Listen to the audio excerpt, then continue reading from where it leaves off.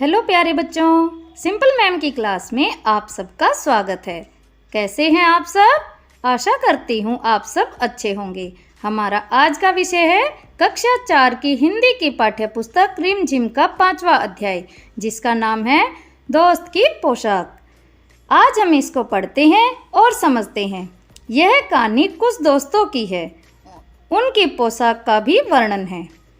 पोशाक का मतलब होता है कोई भी पहनने के कपड़े, जैसे साड़ी, पैंट शर्ट, अचकन, पगड़ी आदि। यह एक हास्यप्रद कहानी है। हास्यप्रद का मतलब जिसको पढ़ने में आपको हंसी आए। तो आइए शुरू करते हैं हमारा आज का अध्याय 5, दोस्त की पोशाक। देखिए बेटा, बहुत ही मज़ेदार कहानी है, ध्यान से आपको पढ़नी है। एक बार नसीरुद्दीन अपने बहुत पुराने दोस्त जमाल साहब से मिलने गए। अपने पुराने दोस्त से मिलकर वे बहुत बड़े खुश हुए। कुछ देर गपशप करने के बाद उन्होंने कहा, चलो दोस्त मोहल्ले में घुमाएं। मोहल्ले मतलब घर के आसपास जो घर होते हैं, जो गली होती है, उन्हें क्या कहते हैं? मोहल्ला। तो उसमें घूम के आ जाते हैं। जमाल साहब ने जाने से मना कर दिया और कहा, अपनी इस मामूली सी पोशाक में मैं लोगों से नहीं मिल सकता। मतलब जमाल साहब ने सोचा कि मैं तो मामूली सी, मतलब अच्छी सी पोशाक नहीं पहन रखी मैंने, तो मैं कैसे मिल सकता हूँ उनसे। नसीरुद्दीन ने कहा, बस इतनी सी बात। नसीरुद्दीन तुरंत उनके लिए अपनी एक भड़कीली अचकन निकाल लाई और कहा, इसे पहन लो। भड़कीली मतलब बहुत सुंदर सी चमकीली सी अचकन मतलब पोशाक निकाल कर ले आए। इसमें तुम खूब अच्छे लगोगे, सब देखते रह जाएंगे। बन ठन कर दोनों घूमने निकले। दोस्त को लेकर नसीरुद्दीन पड़ोसी के घर गए।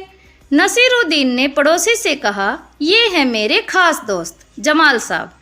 मतलब नसीरुद्दीन ने उनका परिचय करवाया अपने दोस्त से कि ये मेरे दोस्त हैं जमाल साहब। आज कई सालों बाद इनसे मुलाकात हुई है। वैसे जो अचकन इन्होंने पहन रखी है वह मेरी है। देखो, जरूरी नहीं थी कि ये बात वो बताए, लेकिन उसने अपनी पोशाक का वर्णन किया है इसमें कि इन्होंने जो पहन रखी है वह मेरी है। यह सुनकर जमाल साहब पर तो मानो घड़ों पानी पड़ गया। मतलब बहुत शर्मिंदा हो गए वो कि अरे दोस्त क्या सोचेगा। बाहर निकलते ही मुंह बनाकर उन्होंने नसीरुद्दीन से कहा, तुम्हारी कैसी अकल है? क्या यह बताना जरूरी था कि यह अचकन तुम्हारी है?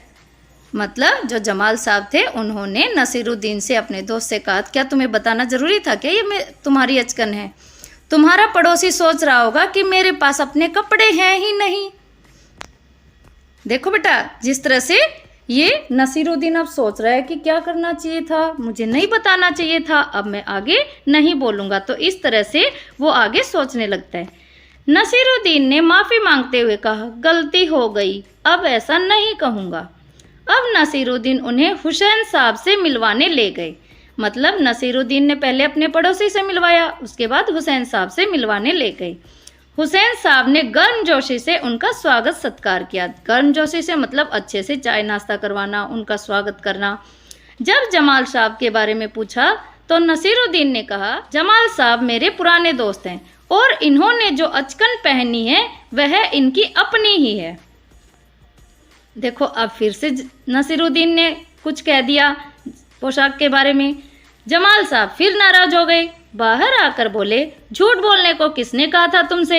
अब नसीरुद्दीन ने झूठ बोल दिया था ना। क्यों? नसीरुद्दीन ने कहा, तुमने जैसा कहा मैंने वैसा ही तो कहा। पोशाक की बात कहे बिना काम नहीं चलता क्या? अब जमाल साहब ने क्या कहा नसीरुद्दीन से कि पोशाक की बात कहे बिना काम नहीं चलता क्या? उसके बारे में न कहना ही अच्छा है, जमाल साहब ने समझाया। जमाल साहब ने कहा कि अब कहीं भी जाए तो इसके बारे में मत बोलना, पोशाक के बारे में, जैसा कि चित्र में दिखाया इस पोशाक के बारे में। जमाल साहब को लेकर नसीरुद्दीन आगे बढ़े। तभी एक अन्य पड़ोसी मिल गए।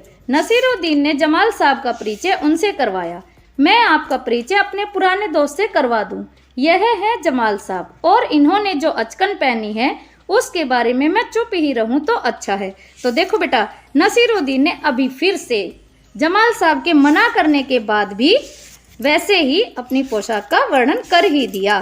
तो इस तरह से बार बार वो क्या कर रहे हैं? अपनी पोशाक का वर्णन। इसीलिए इस पाठ का नाम क्या पड़ा बेटा? दोस्त की पोशाक। तो बेटा, कहानी अच्छी लगे तो वीडियो को दोस्तों में शेयर करें और मेरे चैनल को सब्सक्राइब करना न भूलें।